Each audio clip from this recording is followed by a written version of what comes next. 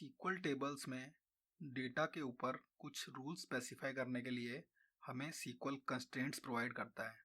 Constraints का basically मतलब यही होता है कि हम डेटा के ऊपर कुछ specific set of rules apply कर देते हैं जिससे कि वो हमेशा डेटा जो भी नया आएगा वो उससे बाउंड होगा। तो इसके एग्जांपल हैं, सबसे पहला आता है नॉट नल, जो कि हमने डिस्कस किया था कि अगर मैं किसी भी कॉलम को नॉट नल डिफाइन करता हूँ तो उसके अंदर मैं कभी भी नल वैल्यू स्टोर नहीं कर सकता। इनको आप उन फील्ड्स की तरह समझ सकते हैं जिनमें डेटा होना ही होना चाहिए। आप कभी भी कुछ ऑनलाइन फॉर्म भरते हैं तो उसमें कुछ फील्ड्स मार्क होते हैं रिक्वायर्ड, मतलब कि वहाँ पे डेटा हमें देना ही होता है। तो ऐसे फील्ड्स नॉट नल टाइप के होते हैं जब डीबी में स्टोर होते हैं। क्यों? क्योंकि उनकी वैल्यू कभी भी हमें ब्लैंक नहीं दी जाती, उनमें कुछ ना कुछ वैल्यू हमें देनी होती है। इसके अलावा कंस्ट्रेंट्स होते हैं यूनिक। यूनिक नेम से काफ़ी क्लियर है कि इसका मतलब है कि कोई भी दो रोज में ये कॉलम डुप्लीकेट नहीं हो सकती। इसके सिंपल सिंपल से एग्जांपल्स हैं, हमारी जितनी भी आईडीज होती हैं, हमारा Aadhaar card, PAN card, driving licence ID etcetera, ये सब में यूनिक वैल्यू होती है। मतलब किन्हीं भी दो लोगों का डेटा इस कॉलम में कभी भी डिफरेंट नहीं होगा। तो इस तरीके से हम डिफरेंट डिफरेंट टाइप से कंस्ट्रेंट्स हमारे डेटा पे डिफाइन करते हैं और उससे हमारा टेबल का स्ट्रक्चर मेंटेन रहता है कि कभी कोई हमारे टेबल में अनएक्सपेक्टेड डेटा ना एंटर कर सके, जो कि हम नहीं चाहते कि इस तरीके का डेटा हमारे में एंटर हो। तो सबसे पहले हम देखेंगे कि क्रिएट टेबल कमांड के साथ हम कैसे डिफरेंट कंस्ट्रेंट्स हमारे डाटा पे डिफाइन कर सकते हैं। तो हमने पहले ही एक टेबल क्रिएट किया था एम्प्लॉय नाम से। हम उसके सिमिलर एक टेबल क्रिएट कर रहे हैं एम्प्लॉय 1, जिसमें ऑलमोस्ट सारी सेम कॉलम्स हैं। डिफरेंस क्या है कि एक तो ये हमने आईडी कॉलम को इसमें प्राइमरी की नहीं डिफाइन किया, तो हम इसमें प्राइमरी की ना डिफाइन करके इसको नॉट नल डिफाइन कर रहे हैं। नॉट नल का मतलब सिंपल है कि हम इसमें कभी नल नहीं स्टोर कर सकते। इसके साथ में इसमें इसको डालूंगा कि ये यूनिक होगी। यूनिक होने का मतलब क्या है कि कभी भी हम इसमें डुप्लीकेट वैल्यू नहीं स्टोर कर पाएंगे। तो इसका बिहेवियर हमने ऑलमोस्ट प्राइमरी की जैसा ही कर दिया है कि इसमें कभी भी नल वैल्यू भी नहीं है और हमेशा इसके अंदर यूनिक वैल्यूज़ हैं। प्राइमरी की भी हमें सेम तरीके की फंक्शनैलिटी प्रोवाइड करती है और कुछ एडिशनल फंक्शनैलिटीज़ वो प्रोवाइड करती है, इंडेक्सिंग वगैरह, जो अभी हमें डिस्कस नहीं करने हैं। तो इस तरीके से मैं क्रिएट टेबल करते टाइम किसी भी कॉलम पे कंस्ट्रेंट डिफाइन कर सकता हूँ। इसके अलावा एक डिफ़ॉल्ट कंस्ट्रेंट जो हमने डिस्कस किया था कि हम डिफ़ॉल्ट वैल्यू देना चाहते हैं। तो जैसे कि हमारी इज एडमिन कॉलम है, इज एडमिन कॉलम में मैं चाहता हूँ बाय डिफ़ॉल्ट कोई एडमिन ना हो। तो बाय डिफ़ॉल्ट अगर मैं कोई नई रो क्रिएट करता हूँ और मैं उसमें इज एडमिन कॉलम प्रोवाइड नहीं करता हूँ तो उसकी डिफ़ॉल्ट वैल्यू मैं चाहता हूँ कि वो 0 रहे। तो मैं यहाँ पे डिफाइन कर रहा हूँ इज एडमिन बिट टाइप की डिफॉल्ट वैल्यू 0 है। अब इसमें मैं नल भी अलाउ कर रहा हूँ और डिफॉल्ट 0 भी रख रहा हूँ। तो मतलब क्या होगा कि मैं एक्सप्लिसिटली नल स्टोर करना चाहता हूँ तो मैं कर सकता हूँ, पर अगर मैं कुछ भी वैल्यू प्रोवाइड नहीं करता हूँ तो डिफॉल्ट 0 रहेगा। तो मैं यहाँ अगर चाहूँ तो मैं इसको नॉट नल भी कर सकता हूँ कि तुम अब इसमें नल स्टोर ही नहीं कर सकते और बाय डिफॉल्ट 0 होगा। तुम वैल्यू 1 स्टोर कर सकते हो इसके अंदर अगर चाहो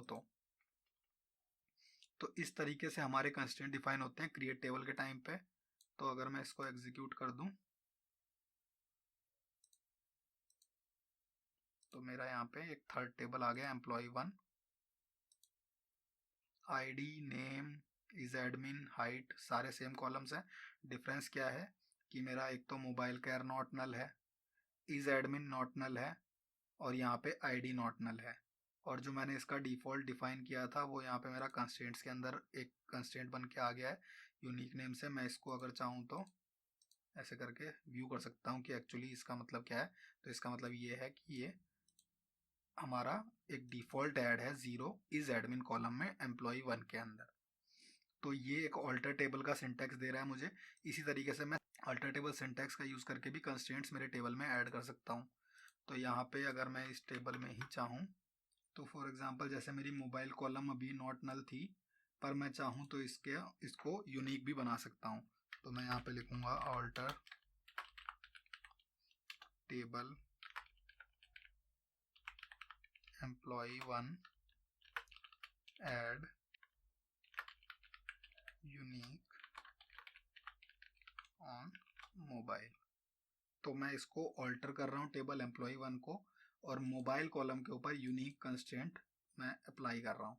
तो इसको मैं रन करूँगा यहाँ पे। यहाँ मेरा मॉडिफाई हो चुका है। अगेन मैं इसको रिफ्रेश करके देखता हूँ तो एम्प्लॉय 1 के अंदर तो मुझे यहाँ पे मोबाइल पे ऐसा कुछ व्यू नहीं हो रहा है कि ये यूनिक है। तो मैं एक बार इसको स्क्रिप्ट करके देखता हूँ, script table as create to में। तो यहाँ पे मैं देख सकता हूँ कि मेरी दो कॉलम्स आईडी और मोबाइल दोनों के ऊपर यूनिक टाइप का एक इंडेक्स बना हुआ है इंटरनली।